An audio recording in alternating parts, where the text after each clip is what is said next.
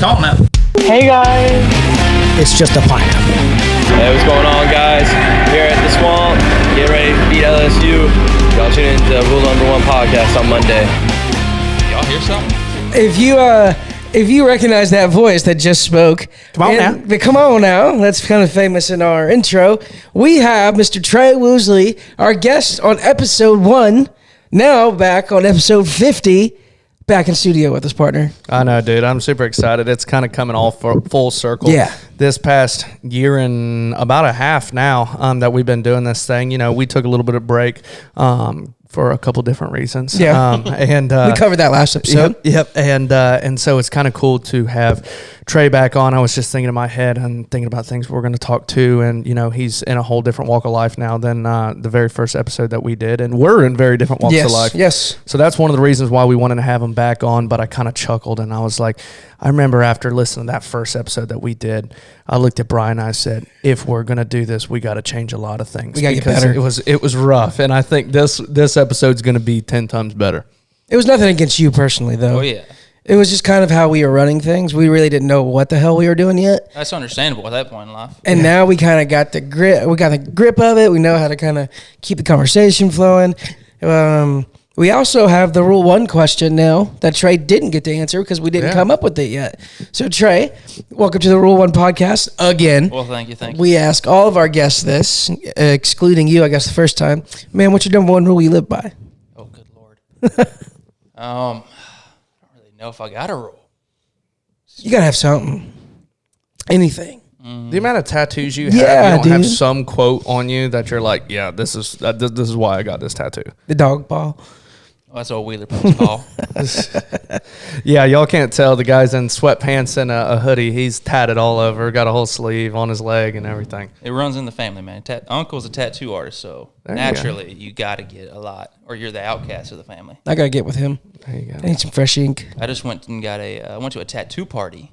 It's my Really? first tattoo party. I got tatted in I don't even know where the heck the house was. That sounds like what's a good that night. What's that other town in Florida what starts with an A? Not Apopka. Auburndale? Auburndale. It was in Auburndale. The only other one that starts with an A. Of all A's, like Auburndale? Yeah, I went there, tattoo party in a house. Guy was in the corner, tattooing people. Everyone else was drinking adult beverages and eating steak. That sounds like a hell of a night. Yeah. That's not exactly where I thought that was me going, either. but It was nice because you don't have sounds to fun. Yeah, you don't have to go to a shop. He's like, all right, who's next? And you're just like, so you just tip them whatever you feel, or does he have rates? He's got a price. Oh, okay. But he's making, I don't know, $3,000 a night just because Tattoo party. there's 30 people there. Man, I'm going to get my tattoo license. Think about that, dude. That's a quick buck. Are you artistic? I could try to be. No, you're autistic. We might have to cut that No, let it roll. Give us your number 1 rule, man. You're a man of many lives, many places traveled too. Golly. It's going to be pretty basic, but try to see the best in everyone until I don't see the best in them. So it's kind of like, you just give them the benefit of the doubt. And so that's a big thing that I live by. Respect everybody is kind of, one of my rules I live by. I've got tons of them. But, for me, I try to respect everyone in all walks of life. You can walk into the door and I might have a couple thoughts that pop into my mind, but I want to give everybody the benefit of the doubt and be like, okay, I've met some very strange looking people and be awesome on the inside, fantastic people, biggest hearts in the world. And if you judge a book by by its cover, you don't know what could happen. You could miss out on a lifelong friendship. This guy right here, when he, so little backstory, Trey is a former college teammate of me and Nathan. He was transferring in from a D1 program, and he was all tatted up. He had a buzz cut. He was like big, jacked, swole. He's probably 20 pounds heavier than he is now. He wore baseball pants that were 3 sizes too small. Way too small. And when I first saw a picture, I'm like, oh my God, we have a freaking douchebag coming to the team. And lo and behold, Trey shows up to campus. I walk up to him because I'm like, you know what? I'm going to meet this douchebag head on. I'm going to check him, make sure that he knows where he's at. And Really, Brian was like, "Hi, I'm Brian. Nice to meet you." no. I was like, I'm gonna see what this guy's really about. And so I started talking to him. I'm like, dang, this guy fits right in. He's like grown up in Polk County. He's like one of the boys. And kind of how our friendship started off from there. Damn dirt leg. I will say there was one thing that was a very big red flag when I met Trey. You know, I kind of looked past the tattoos and the buzz cut and everything. He seemed like an all right guy. But when he came over to the house one day, the house that Brian and I were living in, and he's talking, and he brings over a load of laundry. And he asked me, he was like, "Hey, Nate, you mind if I use the whoosher?" We had no idea what he was talking about. I said, "Do what?" He said, "Can I use your whoosher?" And I said, "What the hell is a whoosher?" And he goes, "Your whoosher." I said, "Are you talking about my washer?" I said, "Go throw the dang clothes in the washer and never call that crap again." It's a washer. It is a washer. It is not a whoosher. washer. And then ever since then, I always joke around about him being a northerner because he calls it a whoosher, but he grew up in Kentucky. My family does that too. I have some family from Kentucky, but their accents are just like that. They say winder and for window. Okay, I can understand winder. Worsher for a washer. They just don't know how to pronounce words up there. I don't understand what's going on with the You English notice how dialect. Sprad never talked about Kentucky until I came down? No, I have. Never heard Yes. it one time. Brian told me, oh man, just the whole Kentucky stuff with Brian. He's like, "Yeah, I'm from Kentucky." I was like, "Brian, you're not from Kentucky. You're My from Fort family's Meade." from Kentucky. They'll back me up. Somebody will comment on my family. Yeah, we are from Kentucky on this video. It is Promise funny you. because I don't think Brian has ever said that he was from Kentucky until he met you. Just to mess with you. Yeah, that's what I'd say too. So, from Kentucky, you started off in Kentucky. We didn't really get into your backstory much in the first episode. We kind of talked more about baseball. You grew up in what part of Kentucky? Oh, I guess it's technically Western Kentucky. And how far is that from Louisville? That's the only Louisville. That's the only damn city I know up there other than Lexington. An hour west of Louisville. An hour away. Okay, so what's the culture like up there compared to down here? Is it the same, different? It's more farmland than ranch land. Okay. So it's a lot more woods, but like we have a lot of tobacco. It's tobacco, corn, and soybeans is the biggest thing. It's the same with like Tennessee and everything too. Yeah. So, yeah, working tobacco in the summer, I wouldn't wish Lord have mercy. You said something about Kentuckians can't speak, proving it point. Yeah, I am. But I wouldn't wish working tobacco on my dang worst enemy. Why? It was awful. What'd you have to do? All right, so, it grows to a certain height. You got to cut the tops of it off because it looks like a little flower. So then, That's flower translation. Flower. We're going to have subtitles on this episode. All right, continue. so you got to cut the little top off because it looks like a flower. And then you have to go and you have to cut each stalk at the bottom, shove a pole through it, like a wooden stake, through like 6 of them, leave them there so it dries out. But you're talking about thousands and thousands and thousands of stalks. So then you got to go back after they're all dried, pick them up, put them on the wagon, and then me being the youngest, I'm climbing like 4 stories up in a barn with just boots on, no safety harness because You're naked? no, Okay. You have clothes on. you have clothes Okay. on, yeah. Just making sure. But then it's from the wagon to the next guy, all the way up to the top, and you just hang them, you scoot, and you hang them, you scoot, you hang them, you scoot.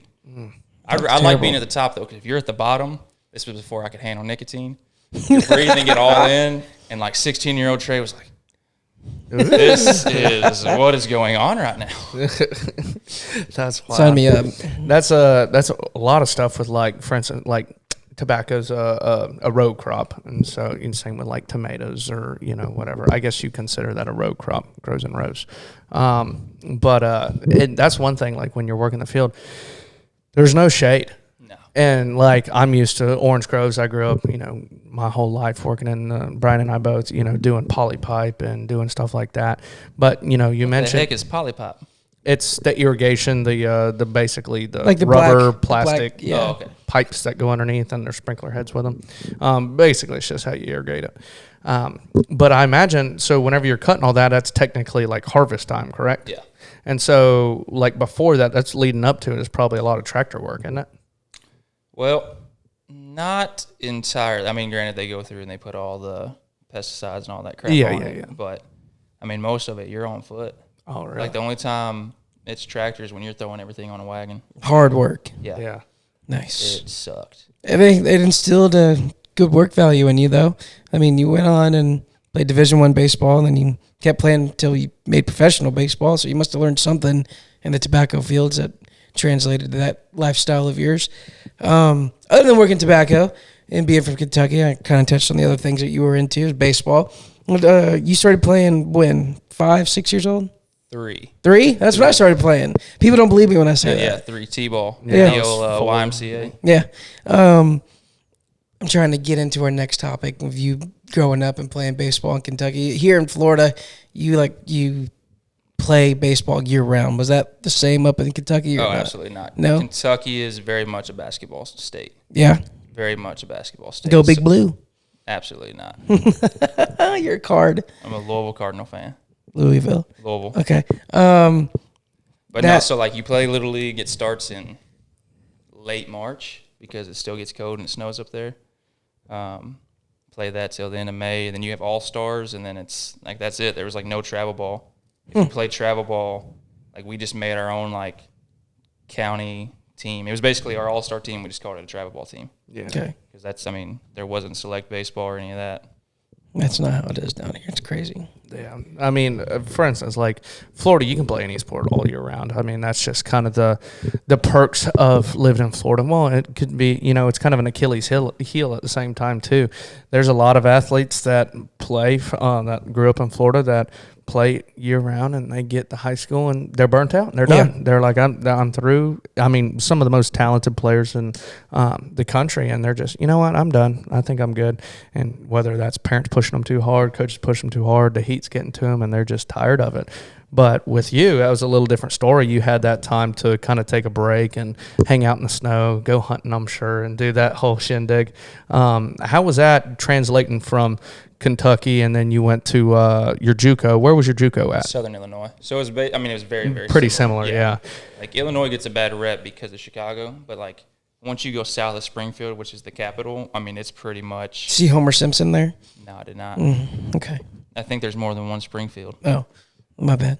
I just wanted to ask that question. But continue. once you get to Southern Illinois, I mean, it's the same. Prices are a lot higher. Like I remember as soon as I crossed the border in Illinois, gas prices shot through the roof just because of Chicago. That's crazy. JUCO ball. Where you went to? What school? Frontier Community College. I remember you showing up wearing that shirt. Now that you say that, Proud to say that I went there. I was on the very first ever team there. really? How was that? I redshirted, so luckily, because that was the year that I had TJ. So Tommy John translation. Yep, Tommy John. elbow reconstruction surgery is the proper, I guess, term for it. Which is really hard to come back from. Yeah. So I pitched, I hit, had surgery, came back and did everything I had to do just to hit. Yeah. So you went through some trials and tribulations there.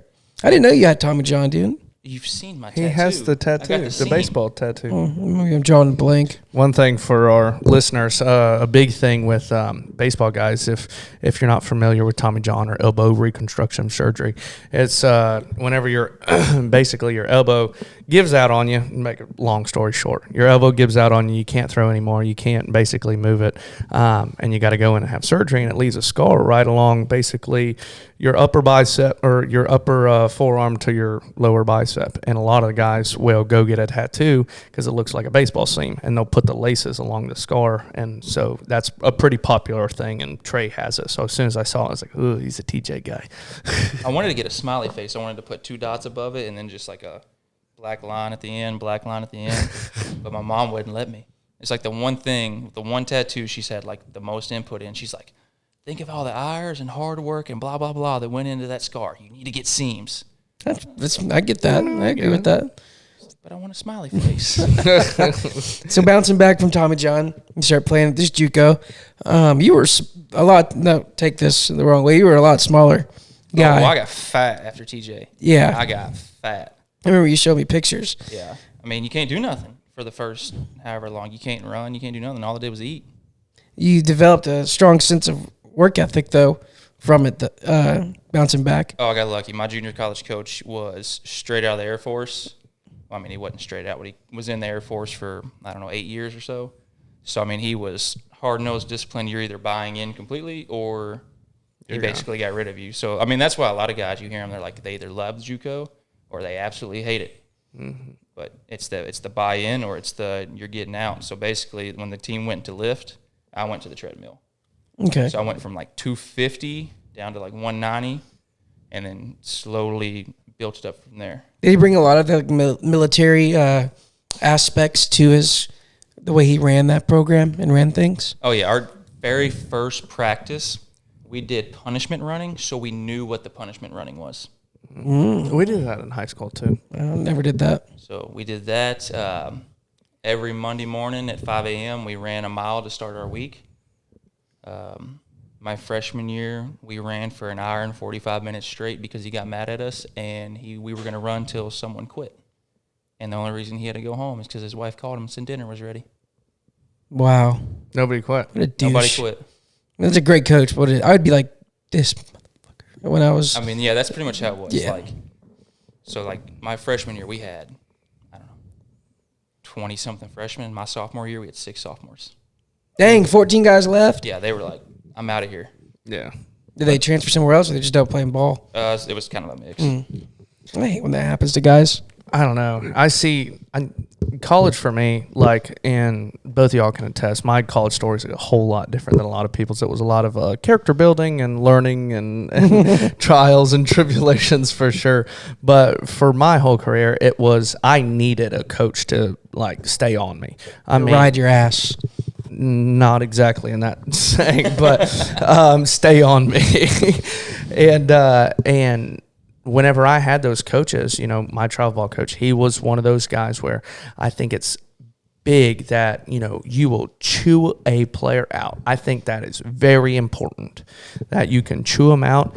And then whenever they come up to bat next or, next time, they go out on the field, you slap them on the butt and be like, all right, bud, let's go get them. I mean, and they know that you're their biggest fan, but their hardest critique is because as a coach, you can look around and you can see your players and you can be, that guy's got it. That guy's got it. That guy's got it. That guy wants it, but he ain't got it. But he could have it if he pushes himself a little bit harder. And I always was that guy where I had it, and whenever I had that coach that was on me, I was playing the best ball of my life. But whenever I had a coach that was, laid back and it was like, all right, it's up to you.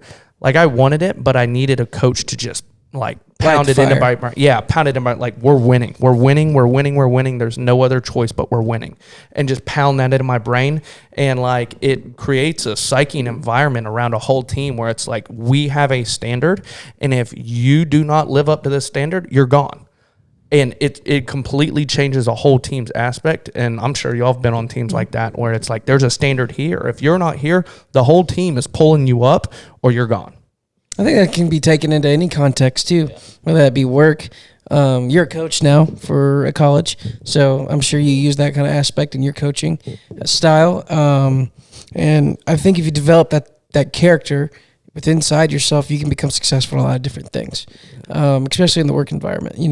If you have the accountability to pull yourself up, all the people around you that are working too will pull themselves up too. I think that's really cool that you touched on that, and forgot to mention that you are our college coach now, so can't wait to see how later in the episode that kind of ties into your coaching style. But back on track here, after you went to JUCO, you signed a Division I scholarship and played at Murray State, the Racers. Correct. It was the only Division I offer I had. Okay. I had some other D1 interest, walk-on interest. I blew a Big Ten opportunity. I posted a Facebook profile picture of me chugging 2 beers, and it was Rutgers, so I wouldn't have been able to afford it anyways. Yeah. This is in New Jersey. Yeah. It's $60,000 at the time to go there. Plus, Jersey costs $3,000 a month. I'm from a small town in Kentucky where you make $50,000. You're rolling. Yeah. But they called their coach and was like, "Hey, we're really interested, but he's chugging beer online, so we're out." Yeah, that's a good learning lesson though. For any of the young players watching this episode or listening to this episode, it does haunt you. Yeah. I remember when I was at a JUCO showcase one time in high school, there was a coach telling us that exact same story. He said he had a guy that was 93 to 94 off the mound, and he was a professional draft pick. Didn't get drafted as high as he wanted to and was set to come to this JUCO college. I think it was 2 weeks before they were supposed to report onto campus. he had posted, he was like 20 at the time, and he had posted him drinking a bottle of some liquor in an apartment somewhere back home, and the coach got wind of it, cut the kid from a scholarship. And he just so happened to offer this kid that was coming off an injury that went on to become his back-to-back conference player of the year. So you never know who's chomping at the bits to get that opportunity. You got to be smart, especially if you do like to drink. Like, I'm not saying don't do it. I mean, we all had our fun in college. It's a part of the experience, but like, be smart about it. Don't go be posting all that stuff. It comes back and bites you in the butt, not only in baseball, but it can bite you in the butt when you're looking for that future job opportunity or that future coaching opportunity. You never know what somebody can dig up from your past. Yeah, like you were saying, like, be smart about it. Like, everybody knows in college, some of the best life lessons you learn are in college, and a lot of times there's alcohol involved. Yeah. And I feel like that's a lot of times, like, as young men, you have to have a little bit of that wild stage to become the best man you can, you know. And I feel like all of us have been through that, where it's like, we might have had our party days. We might have, done it up big and this and that, but we learned from it. And sometimes you just got to go through it. And like you said, anything you post on the internet, it's there. Like, even with the show we mentioned last episode, the Farmer Wants a Wife show, I made a couple mistakes, got arrested. We talked about that in my story episode. Check the archives, episode 26. Yeah, it's Nathan's story or whatever, that we talk about that in that episode. But when I got arrested, even going through this whole interview process with the show, that came up. Yeah, and that is 5 years ago. And it's something that I still have to deal with. And it's a decision that I made one night when I was 19 years old, and it, I wouldn't say it will haunt me for the rest of my life, but it's out there for the rest of my life, and there's no taking it back. And that's a lesson that I had to learn the hard way. And you come back from it and you learn from it, and you don't ever try to necessarily hide it. It makes you who you are, but it's one of those situations where, the whole Rutgers situation or whatever, and that's a big thing. That's a life-changing moment that is like, okay, either you can jump on board and go do something with your life, or you can, stick around and do the same scumbag stuff. I feel like it's all about perspective too. When bad things happen to somebody, you can have the perspective of like, oh, this just ruined my life. You never can bounce back from it.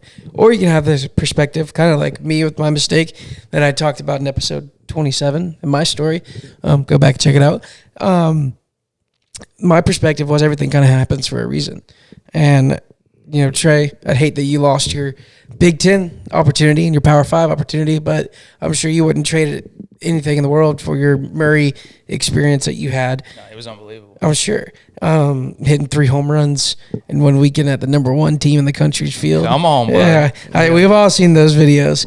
That wouldn't have happened if, you took the offer with Rutgers. I think it's all about perspective.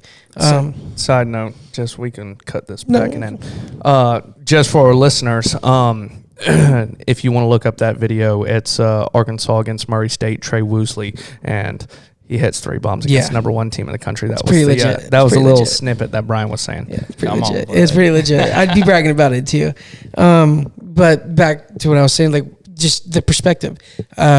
Everything happens for a reason. If you live by that, I feel like you can take learning lessons from your negative experiences, right? And then turn those negative experiences into something positive. Kind of like how me and you have on our journey. And I'm sure you have too, and you have stories like that too. I mean, I remember when my coach called me, and he MF'd me so hard on the phone. Because he cared. And this and that. I went back all the way through Twitter, Facebook. I'm talking about from the time I got it, I was like, okay, what else looks stupid on here? What else looks stupid on here? And then just was like, okay, this is kind of dumb. I'm going to delete this. This is kind of dumb. I'm going to delete this. Not that I posted a lot, because, I still don't post a lot. You know what I heard from a college coach one time? I can't remember where I heard this from. It was in my recruiting process. And I believe I was at a camp that my travel ball program was putting on, and all these college coaches would come to the camp. And, anybody come in. I mean, these are some top-ranked players in the country, like high-end camp. And this college coach that was working with the outfitters who I was with, and he goes, y'all want to know one of the biggest things that, like, we look for on, like, in a player? He goes, outside of, like, athletic ability, he goes, we'll go on their social media. He goes, 1, we'll look to see if they're acting like a knucklehead. And 2, we look at their profile picture. And if their profile picture is, a respectable picture, like, okay, if they're dating someone, they'll look and be like, okay, that's a good looking girl. And you're like, he could do better. And it says, and he said this, he said, they look at the girlfriend and be like, if they think that he could do better, that means his confidence isn't up. That means he's not pursuing the best possibilities. That means he's not pushing himself to the highest potential. And that's what he said. And he was like, we judge them by some of their girlfriends. If they don't look that great. Man, They talk about that in Moneyball. Yeah, they do. movie. Yeah, they do. When all the scouts are around the table. I believe it was USC Upstate or something like UNC Upstate or something like that. They were a green and camouflage team. But I remember that to this day. He said, we look on, if they have a girlfriend, we look to see how good their girlfriends look because that judges the standard of the guy's expectations for himself. Man, that's smart. Kind of sexist. No, It's a little sexist, and it's a little biased there, and that's just one coach saying it. But it made me think. I see the point of it, though. Yeah, I mean, that's kind of guy talk, but I heard that and I'm like, man, I said it makes sense. It's kind of terrible, but it makes sense. Yeah. And where it's like, okay, if the guy is pushing himself to the very top limits, I mean, and he's one of the studs at his high school, then he should be dating the prettiest girl or whatever, which Kind of like an alpha male type thing. Did you go home and break up with your girlfriend? no, I was single. But I went through and looked at my Instagram. Like, am I doing any knucklehead things? Nope. All right, I'm good to go. Changed my profile picture though to make me look jacked. Come on. So you started at Murray. That was your junior and senior year, right? Fall of 2019 was when I got there. Okay. How was that experience playing Division I baseball? Me and Nate, we can't really relate to that. We played NAIA ball. I remember showing up. It was the first locker room I ever had. It's like my high school didn't have a locker room. Junior college didn't have a locker room. So I walked in the locker room. Warner damn sure didn't have a locker room. I either. never had a locker room except for high school football. So, it was bullcrap. I mean, even though Murray was in Kentucky, I'd only been there once for a camp in high school or something like that. So, like, I didn't even go on a visit because I was playing summer ball when I committed. So I show up day one with my parents, and they take us on the tour, and we go in the locker room, and I was like, oh, my goodness, this is so sweet. There's a ping pong table. There's 2 couches. This is awesome. They took me in the weight room because this is when I was really big into lifting. I walked in and almost cried because I was like, this place. It's Mecca. There was 20 racks all the way down, all the way back, lots of room, dumbbells up to 150. I was like, oh. This is back when you were inspiring to be a bodybuilder. Yeah. Yeah, I remember those days. So, but I mean, honestly, it was kind of weird because you show up, and even though you're a junior, you're still a new guy. Mm-hmm. Yeah. So you're going through that phase where all these dudes that have been here for 3-ish years, 2 to 3 years, they already have their friend group, and you're just trying to They already have that camaraderie. yeah, you're trying to figure out which group you belong with. But I remember when I got there, I walked up and I was like, all right, who's the strongest guy on the team? And they told me, I walked up to him and I said, you're my lifting partner. That's what I did to you when you got here. Yeah, and then that backfired on me. We was changing the weight too much. Sorry. I was about to say, No, I wasn't the strongest guy. I was like, I'm just going to lift with the strongest guy, and he looks like the strongest guy. Kind of pushed myself. Didn't really work. Yeah, but I remember that. Every time we do conditioning and you had to call someone out, like he and I called each other out because we were just the bigger guys. But, I mean, it was funny, too, because you're like when you get there, all the transfers come in earlier, like 3 days earlier, just to go through stuff. And this one guy was like, yeah, I was getting recruited by like South Carolina, blah, blah, blah, blah, this and that. And I was like, dude, I don't care. You're here. I'm here too. This was my one offer. Like, yeah, we're in the same place. I don't care about your history. yeah. I think a lot of people have that when they go play college ball, anywhere, any sport. Yeah, I mean, it's the problem is and I feel guilty to it too. It's like for instance, like we were just saying, like I had bigger offers than Warner University, but at the same time, I went in and I was excited to play because it was the reason why I picked Warner was for my education solely, is I wanted to go get an agriculture degree, and that was something that I was passionate about, and that's what I wanted to do. And even going back, I wouldn't even go to any of them other schools. I had a fantastic time at my 4 years at Warner.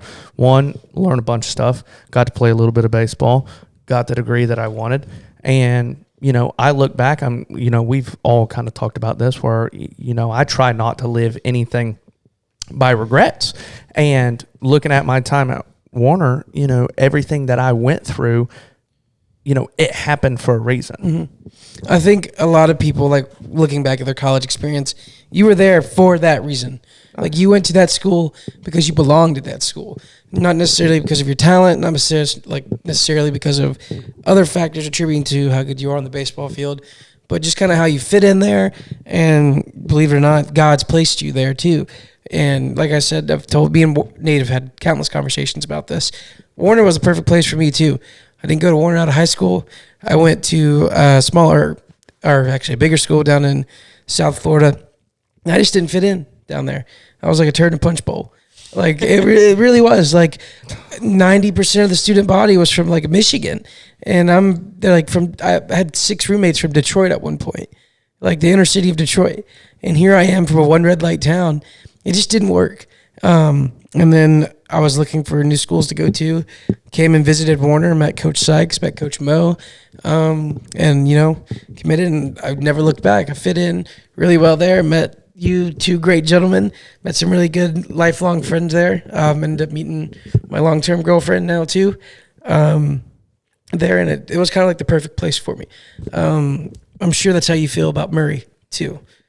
Yeah, I mean, I loved Murray, but when people ask me where I go to school, I say I went to Warner. Like I fit in so much better. My overall experience, I think, was just a lot better at Warner. It's because when I got to Murray, I was one of the coaches' like dudes. Mm-hmm. Like I was one of the guys. I struggled early, but I was one of the dudes. And then COVID hit. Went and played summer ball. It was the summer I actually met my fiance. So it was like the best summer ever. It was COVID in North Dakota. Did not exist. It kind of how it was here in Central Florida too. It was amazing. So, and then I come back. Granted, in North Dakota, I was drinking probably 4 or 5 nights a week just because. You're in North Dakota, ain't nothing else to do. There's nothing else to do. That's why like the highest alcohol state in America. But so I come back. Sounds like John Pitchman. I am like bottom of the barrel with like that. Like I left being one of the dudes, come back, boom, bottom of the barrel. I was like, what happened? Like his demeanor towards me totally changed, this and that. It was still fun. Had fun with the guys, but I was starting to lose that love for baseball towards the end. Mm-hmm. I get that. I've been there. Yeah. So, when I left Murray, I went to play summer ball and I stayed there for a week and I left. And I was like, I'm just kind of done. Like, I'm content with my career. This is what it is. Greta was moving to Florida. I was like, I'll just move to Florida and be a personal trainer because this is when I was really big into bodybuilding at this point. So I was like, I'll just move to Florida with you. She was moving to Daytona to work at Riddle. Emory Riddle. To be the athletic trainer. So I was like, I'll move to Daytona with you. I'll be a personal trainer. There's a Gold's Gym there. I was like, it'll be perfect. And then we went on like a 3-week-long road trip. Not 3 weeks. Yeah, about so. Went from Virginia to Kentucky to Wyoming to Colorado to Texas back to Kentucky. But when we got home from Texas. It's a lot of driving. Yeah, it is. It is a lot of driving. It was fun. Got back from Texas. My mom had put my first baseman's mitt on my bed, and I put it on, bald. I was like, I got 1 year left. I need to play. So, Greta encouraged me, which was the nice part. I don't think she necessarily wanted me to play, but she wasn't going to be like, come with me, So I'm thankful for that like she like let me go do that. And I told her, I said, I'll find the cheapest, closest option to you. And I emailed Mo, and that's how I ended up at Warner. And that's how you met us. Yeah, and I know. And before we get into a little bit of Warner University stories and this time that we've had with Trey, we're going to take a quick ad break, and we'll be right back. Solid ad break there. I'm hoping that one day we can get Buffalo Trace on that mix. That'd be cool. Yeah, we're thankful to anybody that sponsors us, that sees the dream, and that wants to help us along our way. But like we were saying, we were talking about Warner University and your time coming in, and we've spoke a little bit about how we've met you and some of the stories. How was that transition moving from, the cold part of the country to Florida where you sweat your butt off all the time? 24/7. Well, I was lucky to find a place to live. I was texting Mo. I'm talking about until like a week before I got down here. I can't find a place to live because I was used to like $300 a month for rent. Welcome to Florida. Every place down here was $700-800. I was like, I can't afford that. I cannot afford that. So luckily enough, found old Camp Inn. Pulled a camper all the way from Kentucky. It was actually wonderful. It was just like a little studio apartment. I was the only one that lived in there around a bunch of old people. But no, going to the weather, that was the hardest thing. Like, because I'm a big shower in the morning person. And Shower. Thank you. Mm-hmm. Big shower in the morning person. And you walk outside at 8 a.m. and it's just, you're wet. Yeah. Like, I don't know if other than like going to church or things like that, like I try not to wear jeans down here because I'm going to sweat through them. Man, I wear jeans all the time. I guess I'm just You get used to it, dude. Yeah. I mean, I could wear them now, but like when I first got down here, I was like, I need to wear shorts every single day. That's funny that you bring that up. I remember Coach Mo, one of our assistant coaches at the time, reaching out to me, and I don't know if he reached out to you or not. And he was asking, he's like, "Hey, got this transfer coming in. Is there any way you gonna find a spot for him at the house that you're living at?" I was like, "Well, I live in a pantry, so like, and the other two already have rooms, and I don't think they're gonna share. So I don't know really where we're gonna put him. I guess he could live in the living room." And I was like, "I'll keep looking for other options." Yeah, side note, and I think we might have talked about this, but it might have been really early on. When Brian and I were in college, my buddy Garrett, or our buddy Garrett, were living in this double-wide mobile home. And he basically, it's 2-bedroom, and I guess it's technically like a sewing room. Like, if that might just be a Florida thing, but in old homes, there's like just kind of like a smaller, when I say it's fairly close to, it's pretty much like a walk-in closet that has a closet. Yeah. And that's the room I originally moved into this house. And it's got these old pantry doors where you like swing it and it folds back. And so I was living in there, and then our other roommate moved out, and we were looking for a roommate, and Brian moved in. And I was like, I am getting out of the pantry. So we nicknamed that, and so that's kind of It was cozy, man. That was awesome. I had my own little rat hole in there. Yeah, it was nice. And that fits you perfect. It did. It was awesome. But Trey practically lived at the house whenever we were living there. I mean, he was pretty much there between every class and hanging out, and so it was kind of cool. At first when Trey came in, I was like, "Who is this guy, and why is he here all the time?" And I was like, he seems like he's nice, like that but lost puppy we couldn't get rid of. like I'd get home from class and Trey just be sitting on the couch, like by typing himself. like just walks in and hang out, and I'm like, you can only do so much in a camper, so you're like, I gotta get the heck out of here. And y'all live the closest, and I liked y'all, so it just worked out. It did work out. It was funny. We all have a lot of memories together, and we had a ball at Warner, and won a lot of games, had a great opportunity to be able to play college baseball. But after that, you actually decided to go play independent ball. And y'all were y'all affiliated? It was technically an MLB partner league, so we weren't affiliated, but it was associated with Major League Baseball. Oh, okay. Well, I guess. So you played associated ball. I mean, you can call it whatever the heck you want to call it. I mean, It's a Frontier League, man. That's big time. it was Frontier League. Yeah. I mean, I don't think the listeners, this would be a fun fact for the listeners. I was on the worst professional baseball team in the history of professional baseball. You want to tell us your record? 6-90. Oh my gosh! Can you Did you not imagine know losing that? 90 games in a It was season? brutal. We went 0-35 to start the year. The record to start a season was 0-38. We had Sports Illustrated, the New York Times, all these people calling our owner and our GM trying to do a story because they wanted to Cover the worst team ever. Yeah, they wanted to do it negatively, and our owners were like, "No, like if you want to like show how like we have like the youngest team in professional baseball and this and that." We're trying. But I mean, I couldn't tell you how many games we got to the 9th inning, and it was like, "All right, here we go," and then it'd be like, Shoot! Something goes wrong. The wheels fall off the bus. So going through all of that, I mean, I know that's tough because coming off a good season with Warner, and then going to losing several games in a row. I'm sure you had a ball and it was awesome being able to play professionally. But that's got to take a toll on you. And I'm sure that kind of kick started where it's like, okay, what am I doing after this now? Well, I mean, the hardest thing about pro ball, and I've told lots of people this, is it's so self-oriented. Like you go from college where it's team-oriented. Everything is for us. We are united in this, and then you go play pro ball, and you're on the same team, but you're fighting against each other for a spot. Like I've had a coach tell me that too. That played a lot of pro ball. Yeah, so like the team aspect, it looks good if y'all win, but if you suck as a team, but you do good, like F y'all. I'm sure it's probably magnified there too, because everybody's still trying to fight for their chance to grab that last, single A roster spot or that last, affiliated roster spot too. Yeah. I mean, I loved it. Met some great guys. You played for the Empire State Grace, by the way, which is a team that plays nothing but road games. Yeah, that I see a lot of guys hated it.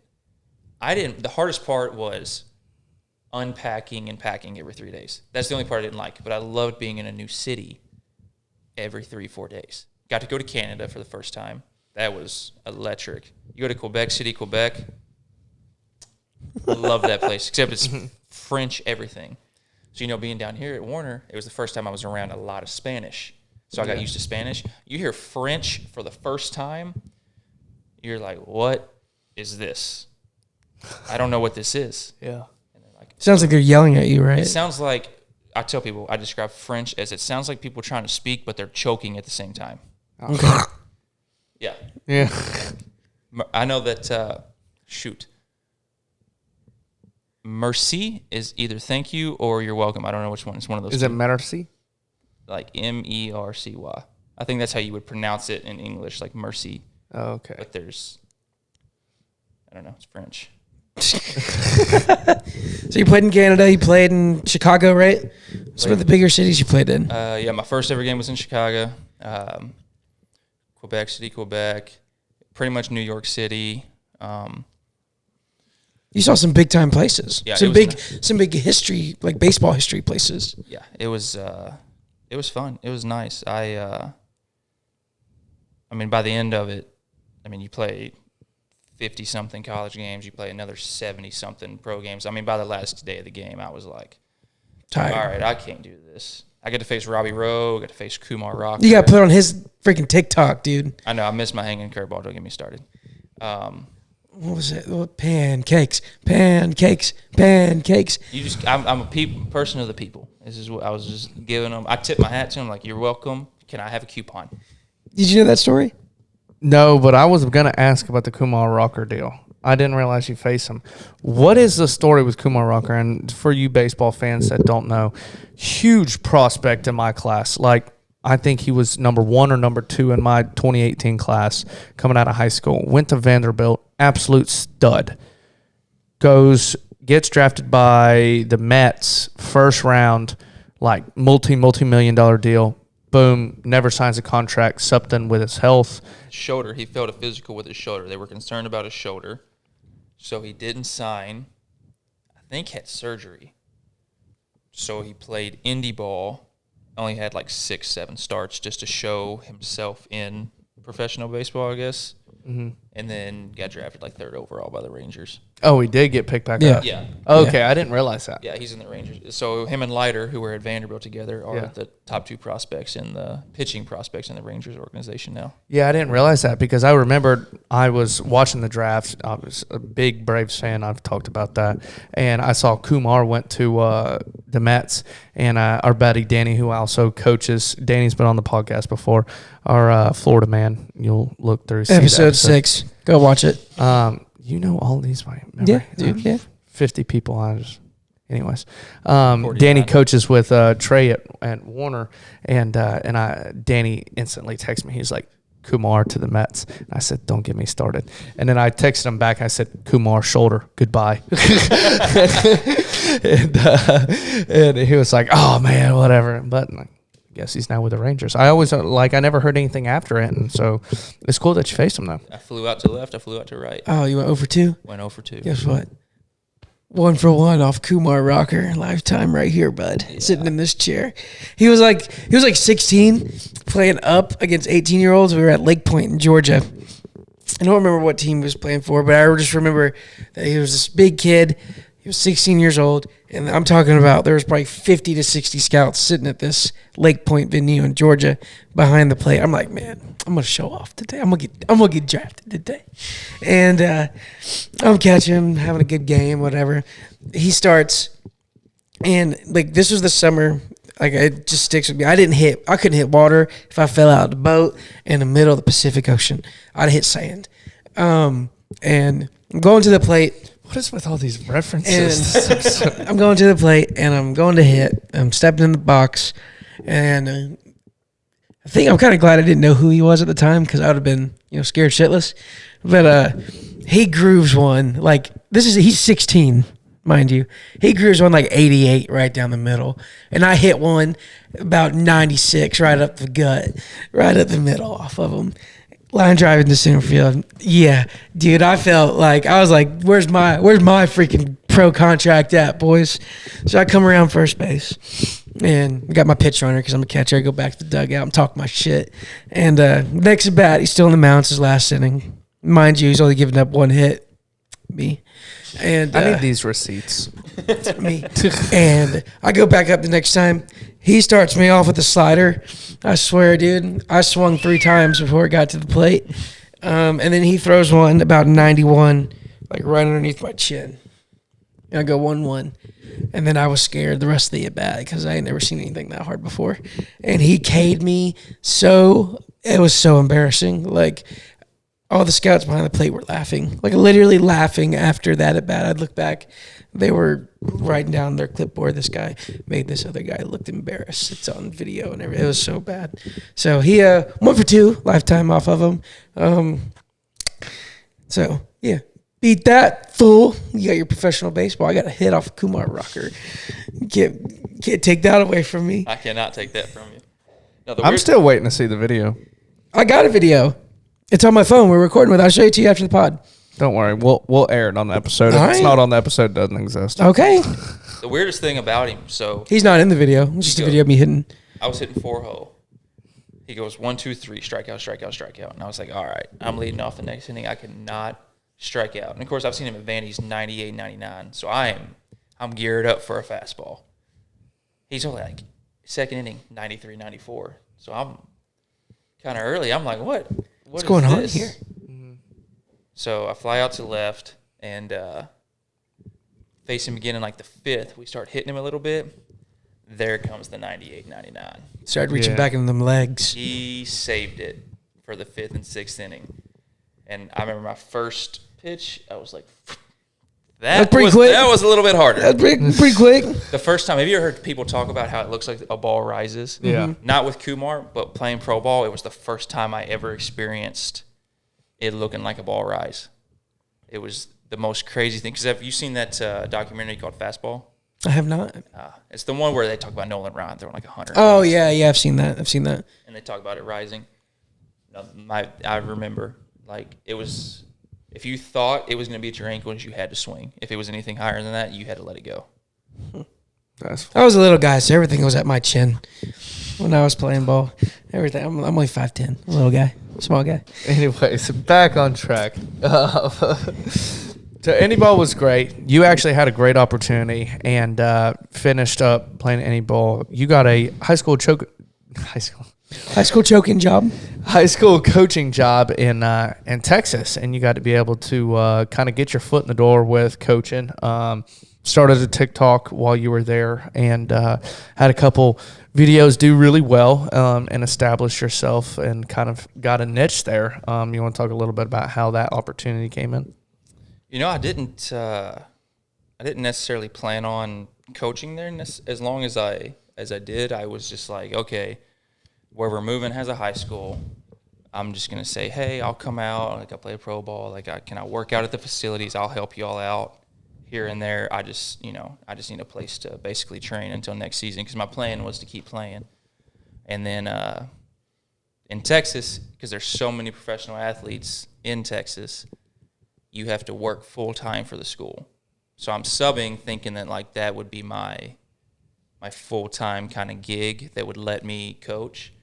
Principal calls me and he's like, "Hey, if you want to coach, I have a teaching job for you." I was like, "Well, I never really thought about being a teacher, but if this is the only way I can coach, and I guess I can kind of start making a little bit of money." So that's kind of the end of the playing days. Decided I was like, all right, well, time to settle down with the old lady and What were you teaching? Dog. special ed. Dog, if I'd have walked into your class, I saw you as my teacher, but look, dog, we ain't learning shit today. This guy's here to party with us. I had the special ed kids, man. So they were there to have a good time with They you. were, yeah. I had a great time with them. It was fun. I'm sure. Yeah, I was supposed to say. I know a lot of people. No, that do that's that. what people look at you whenever you walk Yeah, in you as your ain't lying. substitute. You ain't lying. U.S. history. All right, I'll kick back and take a You little nap. put on some Shane Gillis and be like, all right, listen to what he says. All right, guys, we're gonna learn how to edit a podcast today. So sit back and just be quiet. That's kind of my rule. No, the teaching part sucked. I ain't gonna lie. So their kids are so Like, bad, bro. I didn't mind being with my special needs kids. Like, that part was fine. Going out into the actual, like, population, the regular population of student, So sucked. bad, dude. I hated it. We had, like, no dress code. I was very uncomfortable 90% of the time. Just being, like, the young man on campus, I was very uncomfortable. And then just, like, I mean, like, they acted like they wanted to be your friend. I'm like, I don't want to be your friend. You're No. 15 years old. Yeah. Dude, I did some teaching too before I started my new job here, which will be my day 3 by the time this airs. And I had 6th grade, right? So I had the group of kids. I was in 3rd grade when COVID hit. Like very, very developmental year. You learn how to read and write. You learn how to respond to questions. You learn how to do classroom etiquette, stuff like that. Dude, these kids that I had, I mean, granted, they were good kids. Like, they were always in a good mood, always there to, they were nice, somewhat respectful. Some of them were little shits.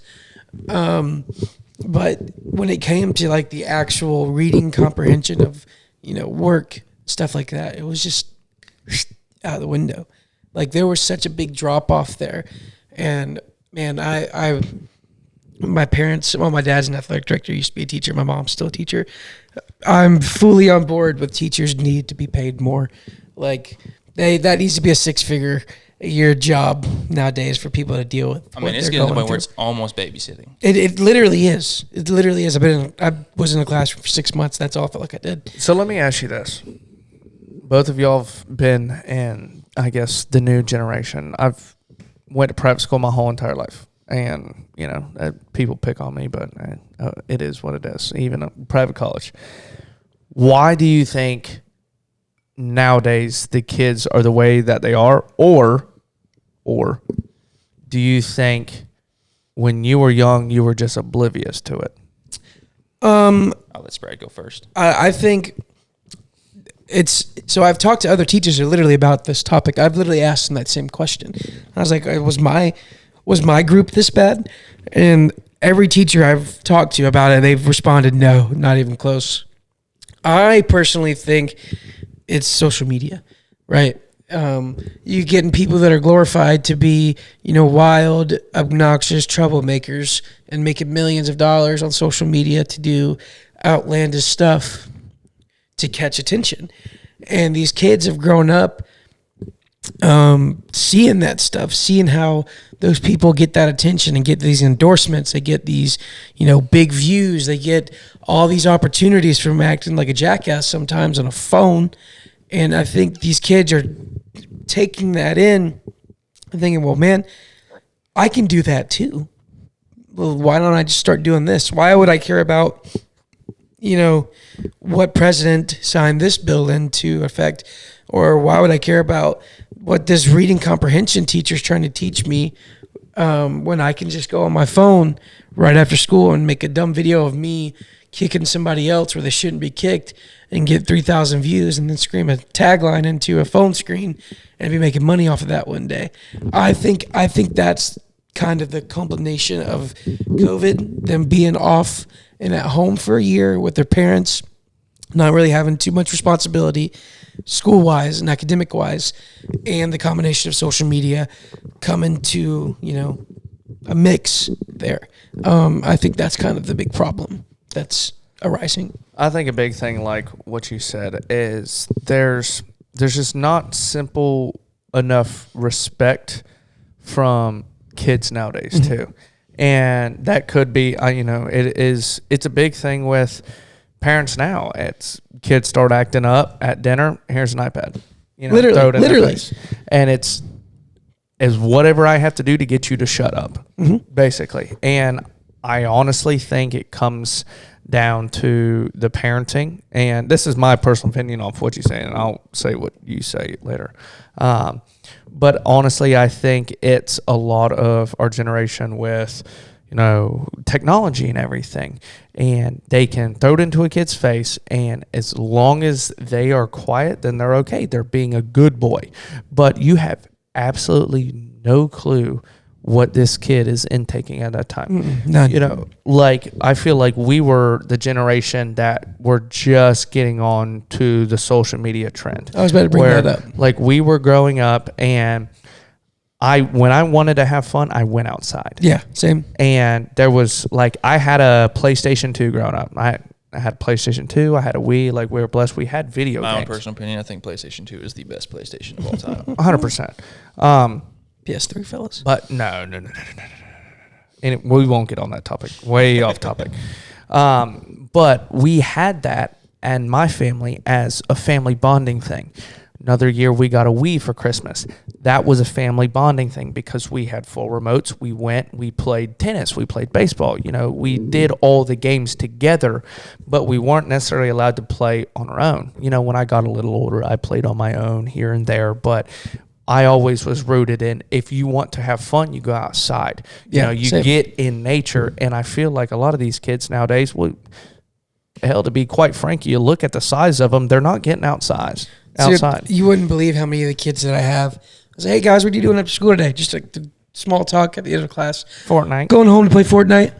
Going home to play Call of Duty. Going home to play GTA. I'm like, guys, go outside. Why would I do that? I can just hang out with so-and-so on the other end of the mic and we can just play video games all night. Why would I go outside? That's a good topic or good thing you brought up. Good point.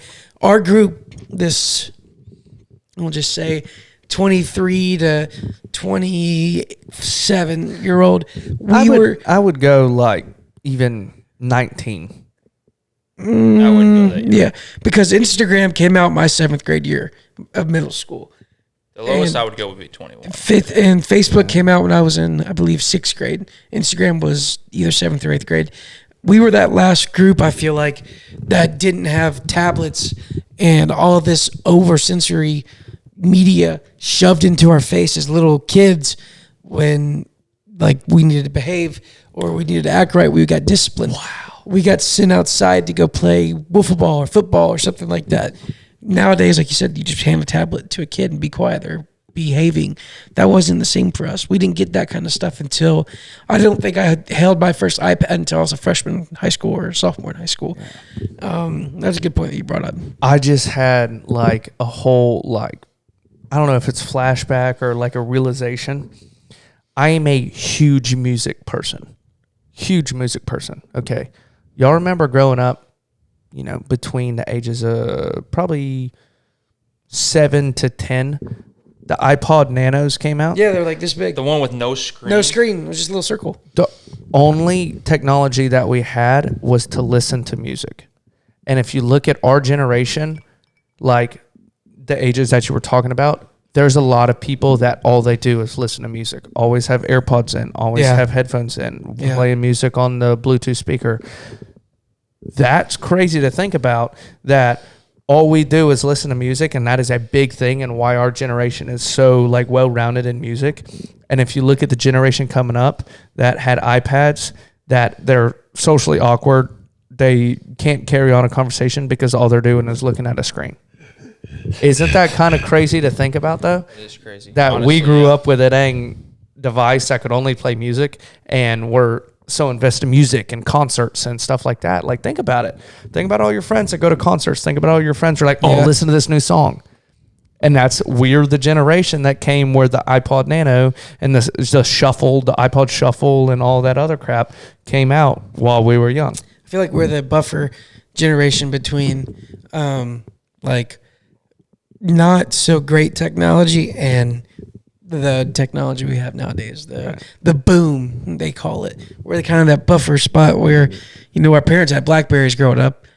I'm sure your parents did. I'm sure your dad or mom did at some point. Nope. No? No. Flip phone? Beep beeps? We didn't get our first cell phones until... I'm talking about your parents, not you. I'm telling you. Really? I got a cell phone the same day my parents got a cell phone. Really? It was a prepaid phone because I was in middle school, and I got sick one day, and they weren't home to answer the phone to come get me. So we went to Walmart that night and got a prepaid phone, and I was only allowed to use it if I needed to call them to come get me from somewhere. Do you remember minutes? Yeah, you had to go buy your minutes. You had to go buy minutes. A text was 5 cents a text. Yes. It cost more to send one than receive one. Yes. I remember that. And you had data usage. You could only get on the internet so much on your phone before you started getting charged for it. Yeah. Yeah, we had, for a long time, for me, I had one of the, just the slides with the whole keyboard. Yeah. Those were my favorite. Yeah, those are awesome. They were great. They were fantastic. Actually, LG. LG. And my sister and I shared the phone. And so you had to be really careful what you said if you were talking a little honey and everything like that. And you had to be, school. you talking to your little honey, and then your sister's like, "Hey, I need to use the phone to call so and so for homework," and you're like, "Oh," so you got to be really careful whenever you're sharing your phone with your sister. No. I'm expecting a very important text in about 10 minutes. Tiffany's telling me if she likes blue or green, I need the phone for another 5 minutes. Exactly. She said, "I missed you." You're 12 years old or 13 or whatever, however old. But it is really crazy to think about when we were born and where we're at now. And we have literally seen the technology go from, computers like laptops just now starting. One of my first laptops was a Gateway. I don't even think that's a company anymore.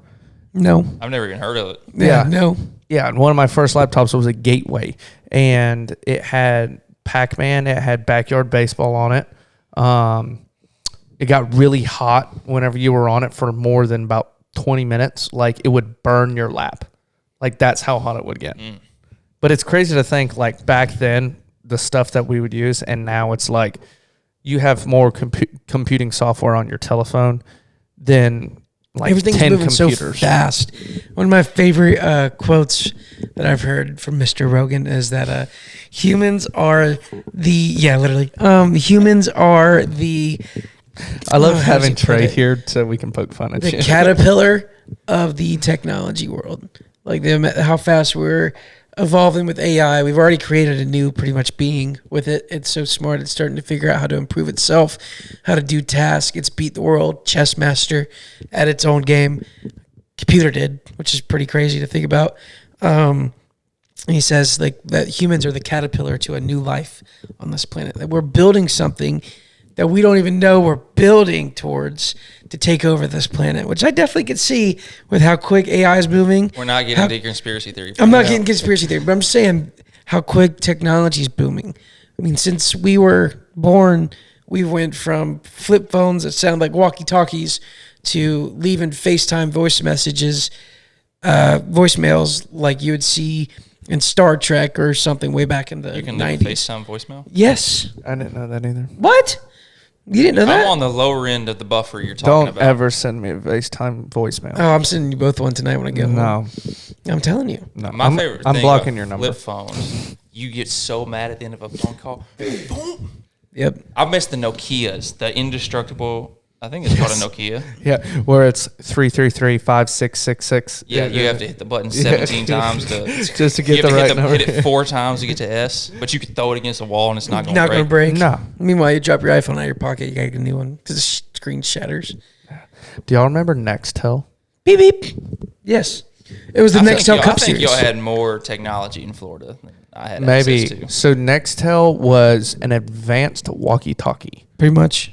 And so my dad had on a BlackBerry, actually, like you were talking about, and there was a button on the side. And so basically, if say It was like calling somebody. yeah, Like it was yeah, basically, and all the dads would have their Nextels, and then they would have their phone clips on their belt, and they could hear like beep beep, and it's somebody trying to hook up with them on walkie-talkie.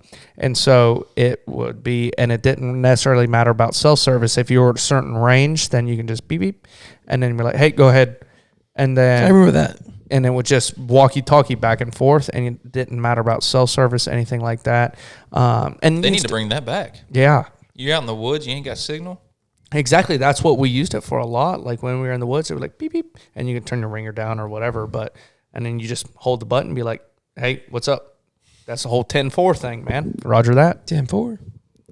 You didn't have that? No, I didn't have that. You want to hear a funny 10-4 story real quick? Hurry up. My mom still sets up my dentist and doctor appointments for me. What are you, 17? I don't know how to do that stuff. Oh, my God. I devoted my life to baseball. Oh, my goodness. Literally devoted my life to baseball. You got to teach this kid. So she texts me one day and it's like, hey, you have a dentist appointment next Monday. And I text her back 10-4, and she goes, no, it's on 12-4.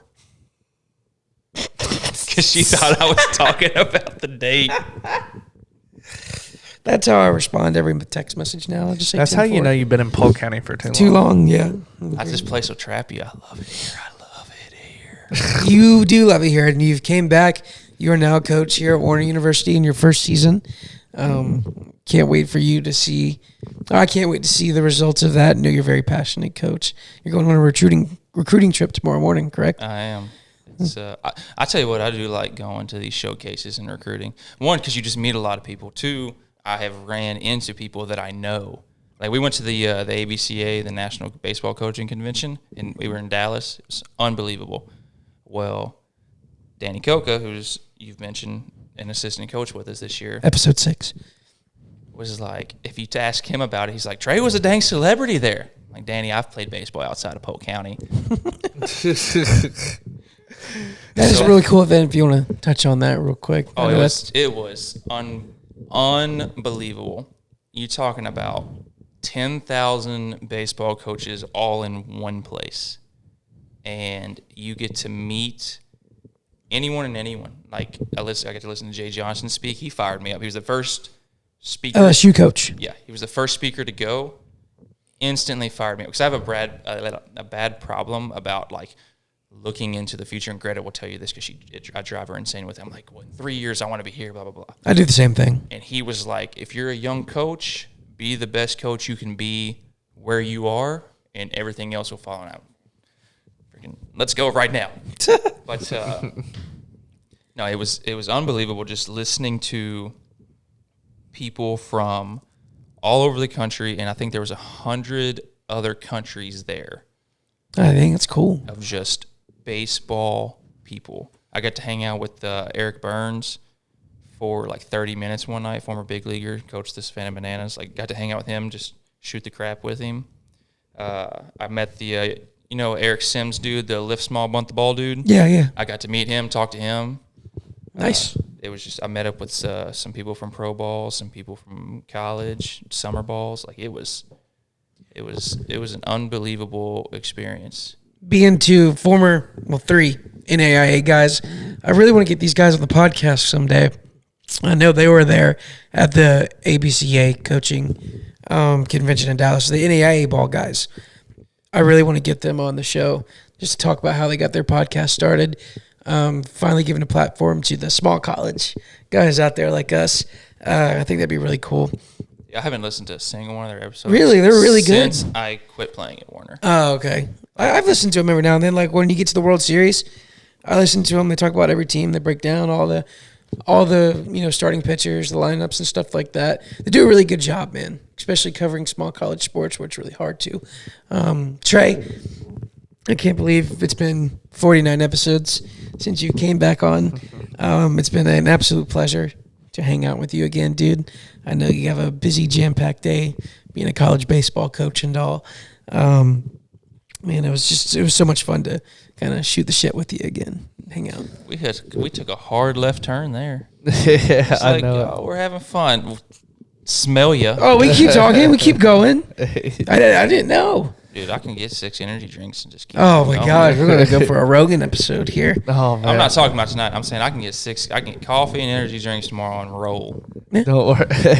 Don't worry. Well, Life of a college baseball player. Exactly. We'll definitely have you back on a another episode. Who knows? We had you at 1. We had you at 50. We might do you at 100.